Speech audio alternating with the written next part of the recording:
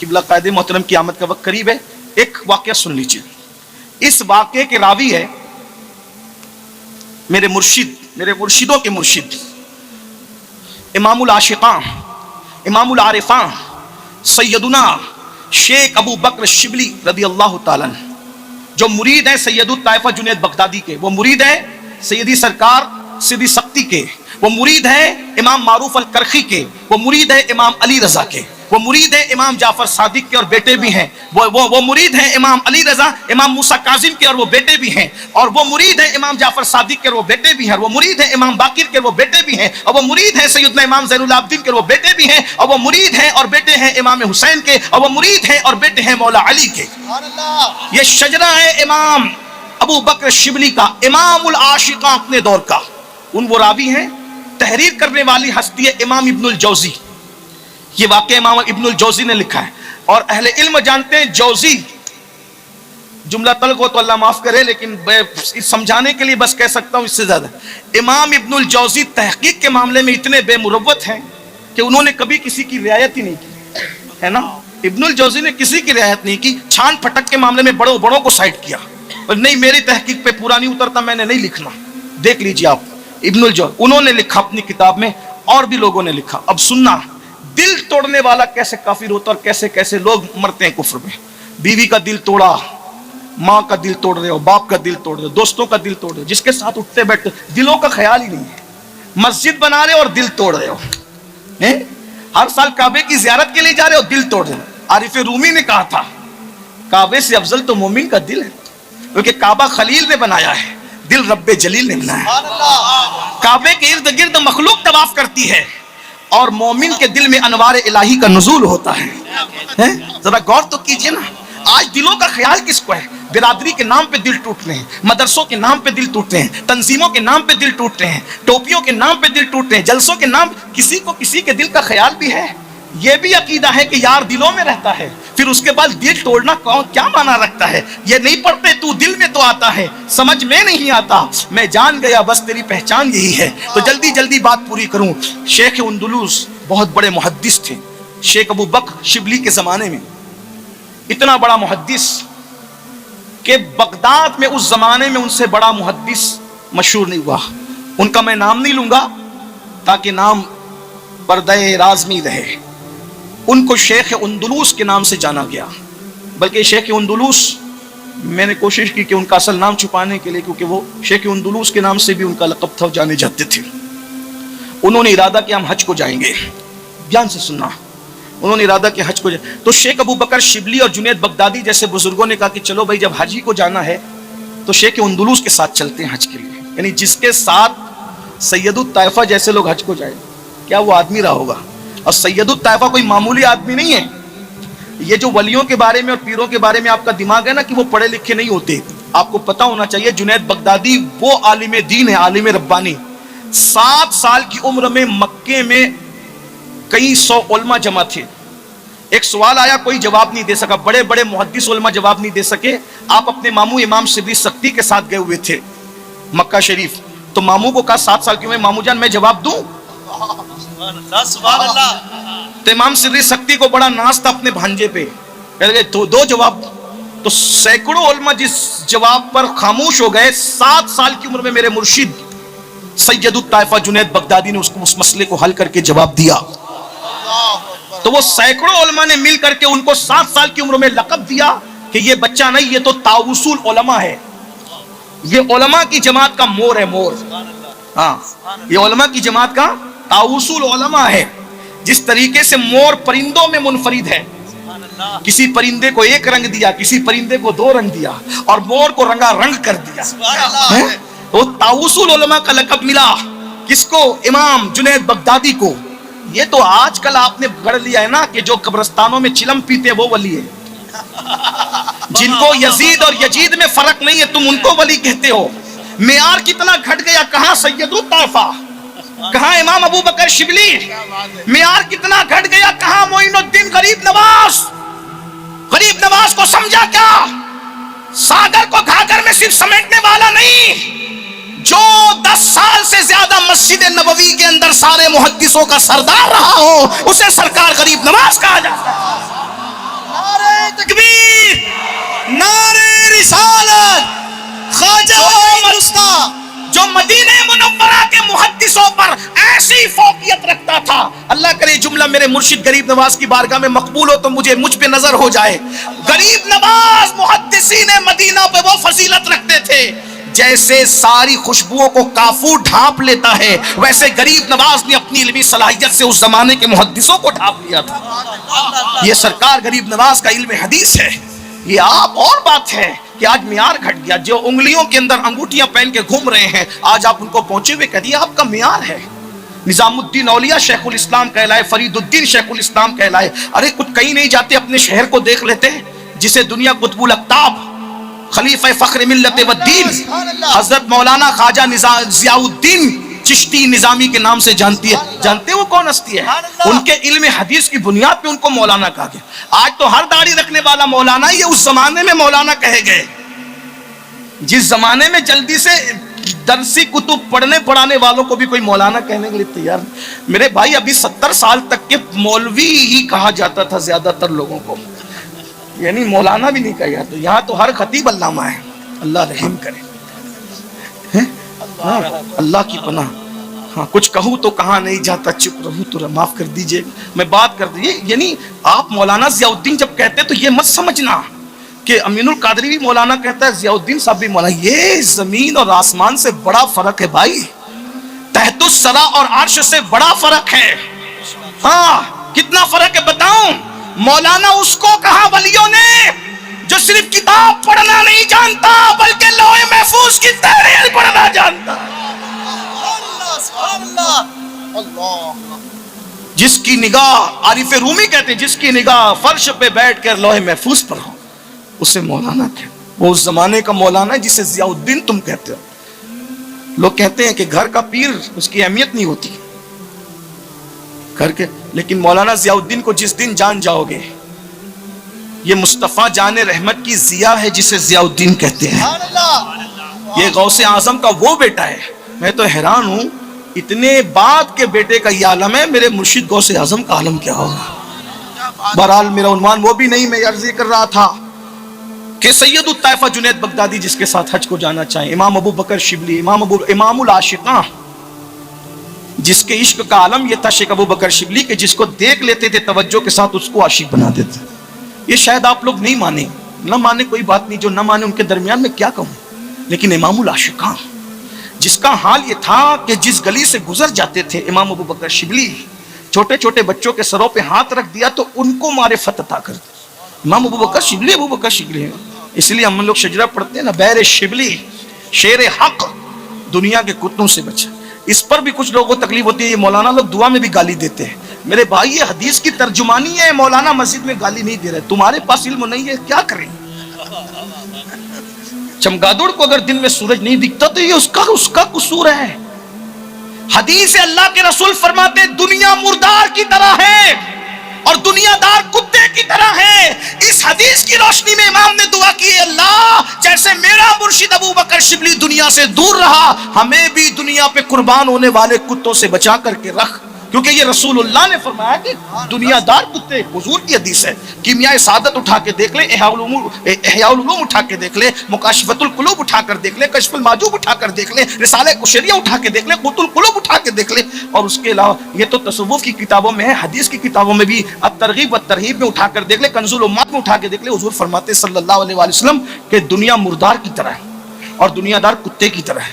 اور کیا میرے نبی نے فرمایا، ہائے ہائے اگر وقت ہوتا تو بات کرتا، لیکن میں اس پہ 1 منٹ میں بات کر دوں. امام غزالی اس کی شرح کرتے ہوئے لکھتے ہیں نبی نے دنیا کو مردار کہا، وہ تو مردار ہے ہی، لیکن دنیا دار کو کتا کیوں کہا حضور نے؟ اس لیے کہ مردار تو کوا بھی کھاتا ہے، مردار تو لومڑی بھی کھاتی ہے، مردار تو گدھ بھی کھاتا ہے. رسول اللہ نے یہ نہیں کہا دنیا مردار، دنیا دار گدھ، دنیا مردار، دنیا دار کتا، دنیا دار کوا، دنیا مردار، دنیا دار چیل، یہ سب مردار کھاتے ہیں. نبی نے پاک نے کیا فرمایا؟ سنیں کیا میرے نبی کی زبان ہے، وہ سخن ہے جس میں سخن نہ ہو، وہ بیان ہے جس کا بیان. آ جائے نا قیامت تک علم والے، ایک حدیث کی شرح کرتے تو زندگی گزر جائے.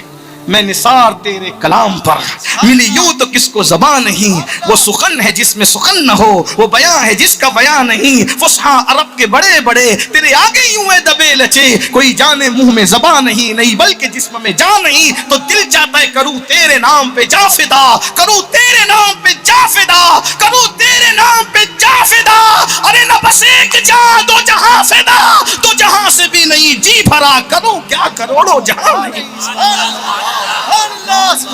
ہمارے نبی کی زبان سے نکل گیا، جاؤ تحقیق اور ریسرچ کرتے رہو، زندگیاں ختم ہوگی۔ ایک حدیث کو ایسا سمیٹا ہے، سمندروں کو سمیٹا ہے، سمندر کو نہیں سمندروں کو سمیٹا ہے۔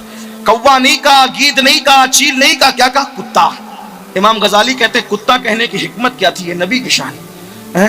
حالانکہ جس دور میں یہ بات کہی جا رہی تھی اس دور میں کتے جنگلوں میں رہا کرتے تھے، کتے بستیوں میں تو آج آئے ہیں آپ کے کرم کی وجہ سے۔ ہنسنے کی بات نہیں ہے، ماں باپ کو گھر کے باہر نکال کے کتوں کو بستر میں لے کے سو رہے ہو، یہ تمہارا کرم ہے۔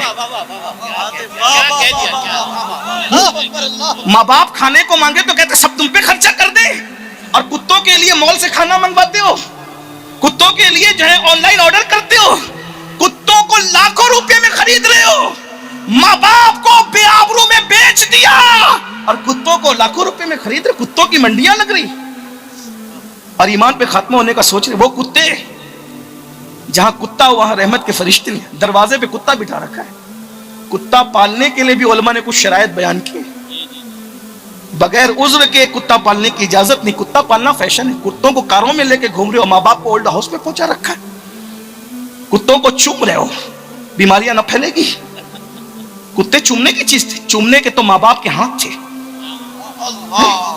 چومنے کی چیز تو ماں باپ کے ہاتھ تھے، جس کے ہاتھوں کو چومنا جنت کی چوکھٹ چومنے کے مترادف قرار دیا گیا۔ چومنے کی چیز تو ماں باپ کے قدم تھے، ارے چومنے کی چیز تو غریب نواز کی چوکھٹ تھی، چومنے کی چیز تو غوث پاک کی چوکھٹ تھی۔ صاحب بیجت الاسرار لکھتے ہیں بڑے بڑے محدثین غریب غوث پاک کی چوکھٹ چوم کر اندر جاتے تھے، اور چوکھٹ چومنے سے خدا نے بہتوں کو ولایت عطا کر دی۔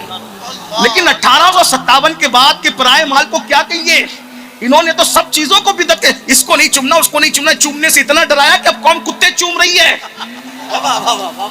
ظالموں، اگر تم نے انگوٹھے چومنے دیے ہوتے تو قوم کتوں کو نہیں چومتی، اگر تم نے ماں باپ کے ہاتھ اور پیر چومنے دیے ہوتے تو قوم کتے بلیوں کو نہیں چومتی۔ اس لیے کہ انرجی ایک طرف جب مثبت میں خرچ ہوتی ہے تو انسان منفی کی طرف نہیں جاتا۔ الحمدللہ میں شکر کے طور پہ کہہ رہا ہوں، آج بھی اکثریت ان کی جو انگوٹھے چومتے ہیں ان میں سے کوئی کتے کو چومتا نظر نہیں آ رہا۔ نعرہ تکبیر، نعرہ رسالت، نعرہ رسالت، نعرہ رسالت۔ جو ماں باپ کے ہاتھ پیر چومتے ہیں، ایک بات کہوں، یہ مکافات عمل ہے۔ قدرت بڑی غیرت مند ہے، کہ میرے یاروں کی چوکھٹ کو چومنے کو شرک کہو گے تو پھر کسی اور کو چومواؤں گا۔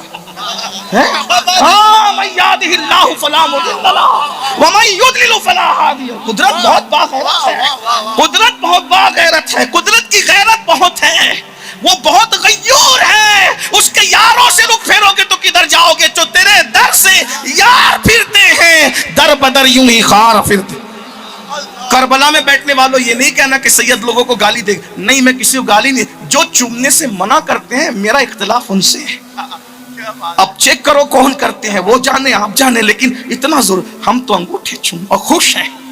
وجہ اس لیے کہ یہ سنت صدیق ہے، اور نبی نے انگوٹھا چومنے پہ مسکرایا ہے۔ پہلی بار صدیق اکبر نے، سب سے پہلے انگوٹھا چومنے والے صدیق اکبر ہیں، امت کا سب سے بڑا عاشق، افضل البشر بعد الانبیاء بالتحقیق۔ لوگ کہتے ہیں کس کتاب میں لکھا؟ میں نے کہا ابو بکر صدیق نے کون سی کتاب میں پڑھا تھا؟ کچھ چیزیں ایسی ہیں جو صرف کتاب محبت میں ہوتی ہے، وہ کاغذ کی کتابوں میں نہیں ہوتی۔ جب عشق سکھاتا ہے آداب خود آگاہی، کھلتے ہیں غلاموں پر اسرار شہنشاہی۔ عشق عشق ہے، عشق کر کے تو دیکھو۔ تو بہرحال صدیق نے انگوٹھا چوما، حضور نے مسکرایا۔ پتا چلا جو انگوٹھا چومتا ہے، ہماری عقیدتیں کہتی ہے کہ آج بھی حضور مسکراتے ہیں۔ چوم لیا کرو نا بھائی، جو اس دور میں لوگ کتا چومنے نہیں شرماتے، ان دنوں میں اگر آپ انگوٹھے چوم رہے ہو وہ بھی محبوب کے نام پہ، لب پہ آ جاتا ہے جب نام جناب، منہ میں گل جاتا ہے شہد نایاب، وجد میں ہو کہ ہم جاں بےتاب اپنے لب چوم لیا کرتے ہیں۔ بہرحال حضور نے مسکرایا، پھر اذان ختم ہو گئی تو لوگوں سے پوچھا دیکھا میرے یار نے کیا کیا؟ یا رسول اللہ کیا کیا؟ آقا فرماتے ہیں اس نے انگوٹھے چومے میرا نام سن کر، کہ اگر کوئی ایسا کرے گا میرے ابو بکر کے طریق پر تو انشاءاللہ میں قیامت کے دن اس کی شفاعت کروں گا۔ بہرحال بات دور نکل گئی، میں عرض کیا کر رہا تھا، جلدی سے اپنی بات پوری کر لوں۔ میرے آقا صلی اللہ علیہ وآلہ وسلم کے دیوانوں، تو یاد رکھیے کتوں کو پالنے سے، کتوں کو گھر میں لے کر رکھنے سے بچے۔ تو اللہ کے رسول علیہ السلام نے اس دور میں جب کتے گھروں میں نہیں ہوتے تھے، کتے محلوں میں نہیں، جنگلوں میں زیادہ تر کتے رہتے تھے، تو اس وقت فرمایا کتا دنیا دار کتے کی طرح اور دنیا مردار کی طرح۔ اب امام غزالی تشریح ہے، غزالی بھی پھر غزالی ہے، اس دور میں 500 کتابوں کے مصنف امام غزالی۔ اچھا کیا خاندان تھا ان کا؟ نام بھی محمد، ان کے ابا کا نام بھی محمد، ان کے دادا کا نام بھی محمد۔ اب بچپنے میں تربیت کا عالم یہ تھا کہ استاد نے پوچھا غزالی تیرا نام کیا ہے؟ چپ رہے، جواب نہیں دیا۔ ڈانٹا تو کیا سبق پڑھے گا، تجھے اپنا نام ہی یاد نہیں۔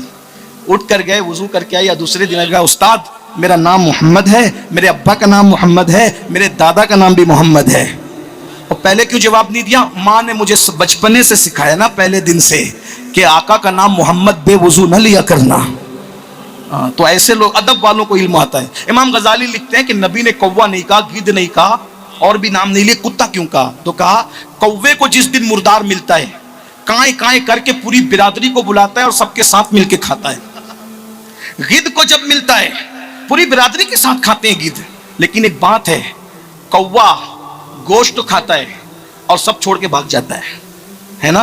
لومڑی گوشت کھاتی ہے، سب چھوڑ کے بھاگ جاتا، دوسرے کھائیں تو وہ احتجاج نہیں کرتی، لیکن کتا ایسا ہے، نمبر ایک، جب اس کو مردار ملتا ہے تو سگے بھائی کو بھی بھول جاتا ہے، اور اگر آ جائے تو بھونک بھونک کر بھگا دیتا ہے، اور پھر چمڑا بھی خود ہی کھاتا ہے، گوشت بھی خود ہی کھاتا ہے، ہڈی بھی خود ہی کھاتا ہے، سب ہڑپ کر جاتا ہے، کسی کو کھانے نہیں دیتا۔ حضور فرماتے ہیں دنیا دار بھی ایسے ہی ہوتے ہیں، جن کے دل میں دنیا کی محبت پیدا ہوتی ہے، پھر وہ رشتوں کو بھول جاتے ہیں۔ نہیں دیکھتے آج سگے بھائی پہ جادو ہو رہا ہے دنیا کی محبت کی وجہ سے، سگے بھائی سے بات بند ہے دنیا کی محبت کی وجہ سے۔ تو بہرحال امام ابو بکر شبلی، بیر شبلی، شیر حق، دنیا کے کتوں سے بچا، ایک کا رکھ عبد واحد بے ریا کے واسطے۔ تو امام ابو بکر شبلی اور حضرت سیدنا سید الطائفہ جنید بغدادی جیسے لوگ حج کو جانا ہے تو کہیں گے شیخ اندلس کے ساتھ حج کو چلتے ہیں، چلو شیخ اندلس حج کو چلے۔ 500 صرف علماء تھے، علماء کتنے؟ 500، جس کے ساتھ 500 علماء حج کو جائیں، عوام کتنی رہی ہوگی؟ سب گئے۔ اب جس گاؤں میں پہنچے، توجہ، جس گاؤں میں پہنچے اس نے دیکھا یار یہ کر و فر سے کیا جلوس آ رہا ہے۔ وہ جلوس نہیں تھا، وہ تو قافلہ تھا نا، سفر کر رہا تھا، اور کیا جلوس آ رہا ہے۔ وہ ایک عیسائی بندہ آیا، توجہ ہے آپ کی، ادھر ادھر آپ شاید نہیں دیکھ رہے نا، ادھر ادھر توجہ اس طرف ہے نا۔ تو ایک بار ذرا مدینہ منورہ کا تصور کر کے درود شریف پڑھ لیجئے۔ رب صلی وسلم دائما ابدا علی حبیبک خیر الخلق کلہم، صلاۃ و سلام علیک یا جد الحسن والحسین وعلی آلک واصحابک یا جد الغوث الثقلین۔ توجہ ہے میری طرف۔ تو اتنا بڑا قافلہ آ رہا ہے، اور زرق برق خوبصورت لباس میں عصا لے کر کوئی خوبصورت آدمی نورانی چہرے والا آگے چل رہا ہے۔ اب کیا ہوا؟ توجہ، ایک عیسائی بندہ آیا اور آ کر شیخ اندلس سے لپٹ گیا۔ ایک عیسائی آیا، توجہ، بہت نازک سی بات ہے، لپٹ گیا اور لپٹا اور کہا اور تیرا چہرہ کتنا نورانی اور حسین ہے، تو جس مذہب سے وابستہ ہے مجھے بھی کلمہ پڑھا کے اس مذہب میں شامل کر لے۔ اب جس کے پیچھے 500 علماء کا قافلہ ہو اور پھر اس کے بعد یہ کر و فر، یہ تو نہیں کہتا کہ وہ مغرور ہو گئے، لیکن اتنا ہی کہ خدا جب حسن دیتا ہے نزاکت آئی جاتی ہے۔ اس عیسائی کو کھینچا اور کھینچ کہا چل ہٹ کافر۔ کیا کہا؟ چل ہٹ کافر۔ وہ ادھر گرا، اٹھا، اس کا سینہ اللہ نے کھول دیا تھا، وہ گیا اور کسی اللہ والے کے ہاتھ پہ مسلمان ہوا، اور اسی وقت اللہ نے اس کو مقام ولایت پر پہنچا دیا۔ لیکن دل توڑا تھا کسی کا، بس کسی کا دل توڑا تھا، اور وہ بھی اس کا جو مسلمان ہونے آیا تھا۔ चल हट काफिर। बस कुदरत ने उनको उनके हवाले कर दिया। जिसकी निगाहें हया से हमेशा झुकी रहती थी, याद रखना अगर गुनाह से बचते हो ना तो अपनी देर होशियारी नहीं है, ये अल्लाह का करम है। कुदरत बचाए तो बचते हैं, वरना अपनी औकात क्या कि हम गुनाह से बच सके, कभी नहीं। क्या हुआ? फिर कुदरत ने उनको उनके हवाले कर दिया, और जब कुदरत ने उनको उनके हवाले किया तो पता है क्या हुआ? फिर भी खुलूस था ना, खुलूस था, इल्म वाले थे, वाकई इल्म वाले थे। सोचा कि ये सब हाजी लोग, कुछ लोगों के लिए पानी तो लाना पड़ेगा। मशकीज़ा उठाया और पानी भरने के लिए किसी दरिया की तलाश में निकले तो देखा एक बहुत बड़ा चश्मा है, बड़ा चश्मा।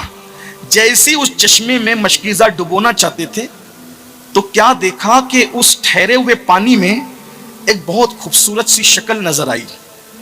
अब मैं उस खूबसूरत शक्ल का नक्शा क्या खींचूं, वक्त होता तो मैं अल्लामा अरशदुल कादरी के लब्बो लहजे में आपको बताता कि वो हुस्न ऐसा था, उसके गाल नहीं, ऐसा लगता था जैसे अभी किसी कीचड़ में किसी कंवल ने मुस्कुराया हो। उसके होंठ क्या थे, ऐसा लगता था जैसे गुलाब की पंखड़ियां हो। उसके चेहरे के रुखसार की लाली देखकर लाला रुखों की जो है वो रानाइयां याद आती थी। ये उसके हुस्न का आलम था, ये उसके जमाल का आलम था। फिर क्या हुआ? फिर ये हुआ, अल्लाह अकबर, जैसे ठहरे हुए पानी में किसी की शक्ल देखी, पलटे पलटे और जब उस हुस्न को देखा तो देखते रह गए। आज से पहले किसी पे नजर पड़ती थी तो अल्लाह देख रहा है, नजर झुका लेते थे, लेकिन आज जब कुदरत ने उनको उनके हवाले कर दिया तो देखते रह गए। और जब देखते रह गए तो फिर क्या हुआ? अल्लाह अकबर, ए लड़की तू कितनी खूबसूरत है, क्या तू मेरे साथ शादी करेगी? कहा मैं तो ये जो गिरजा का जो रहनुमा है ना, ईसाइयों का जो बड़ा पादरी है, मैं उसकी बेटी हूं, राहिब की बेटी हूं, मेरे अब्बा से पूछो। और जब अब्बा से पूछने के लिए वो गए तो उस राहिब ने कहा मैं अपनी बेटी से पूछता हूं, अगर मेरी बेटी इजाजत दे तो मैं तुम्हारे साथ निकाह कर दूंगा। पता है फिर क्या हुआ? उस बेटी से जब बाप ने पूछा तो ये कान लगा के सुन रहे थे। बेटी ने कहा ये मुसलमान और वो भी मुसलमानों का रहनुमा, और हम ईसाई, हम निकाह नहीं करेंगे जब तक ये ईसाई ना हो जाए। बस ये लड़की ने कहा अगर ये ईसाई हो गए तो हम निकाह कर लेंगे। उन्होंने फौरन कहा मैं ईसाई होने के लिए तैयार हूं। गौर कर रहे हैं, ईमान छीनने का मामला, सिर्फ किसी का दिल तोड़ा था, किसी का, मैं ईसाई होने माज़अल्लाह तैयार हूं। और उसके बाद लड़की ने कहा अभी तो कह रहे हो और निकाह करने के बाद मेरे हुस्न और मेरे जमाल को चूस लोगे और भौरों की तरह भाग गए तो ऐसे नहीं, मैं 1 साल तक चेक करूंगी कि तुम वाकई मुझसे मोहब्बत करते हो। तो कहा फिर?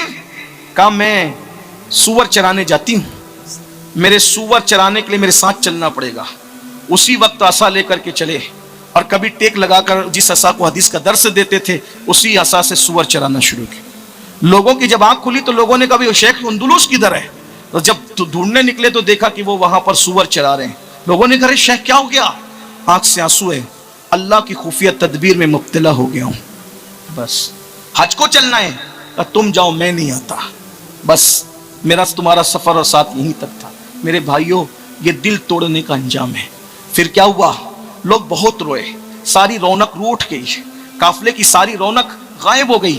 वो गए, रोते रहे, गिड़गिड़ाते रहे, कोई किसी से बात ना करता था, किसी का दिल ना लगता था। अरफात में बहुत दुआएं की, मुज़दलिफा में दुआएं की, बहुत दुआएं हुई। वापस पलट कर आए। जब वापस पलट कर आए तो फिर देखा शेख उसी तरीके से खिंजीर चरा रहे हैं, सूअर चरा रहे हैं। और सूअर के छोटे छोटे बच्चे जब चलने से बैठ जाते हैं उनको अपने कंधे पे उठा लेते हैं। गौर फरमाइएगा, फिर क्या हुआ? फिर ये हुआ कि उन्होंने बहुत मनाया, बहुत समझाया, तो उन्होंने बताया कि मैं कुरान भी भूल गया हूं, मुझे अब कुरान भी याद नहीं है, मैं हदीसें भूल गया, मुझे कुछ याद नहीं। लोगों ने बहुत समझाया, कहा अब मुझे कुछ सुझाई नहीं देता, मुझे कुछ दिखाई नहीं देता, इस लड़की के हुस्न के सिवा मुझे कुछ सुनाई दिखाई नहीं देता।